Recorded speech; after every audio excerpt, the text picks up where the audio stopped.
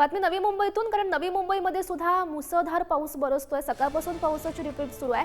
सानपाडा वाशी परिसरात हा तुफान पाऊस सुरू असल्याचं दिसतंय। सकाळपासून पावसाच्या जोरदार सरी कोसळत आहेत।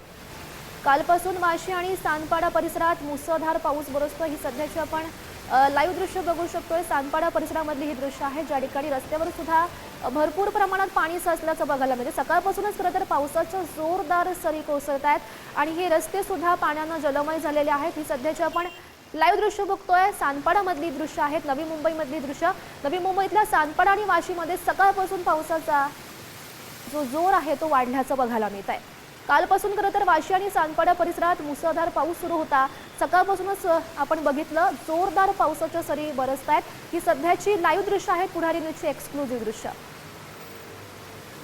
आणि या संदर्भात अधिकची माहिती जाणून घेऊयात। आमचे प्रतिनिधी सुशांत पाटील सध्या आपल्यासोबत आहेत। सुशांत, आपण बघू शकतो नवी मुंबईमधली ही दृश्य आहे, सानपाडामधली दृश्य। मुसळधार पाऊस पडतोय, ज्यामुळे रस्ते सुद्धा संपूर्ण जलमय झालेत।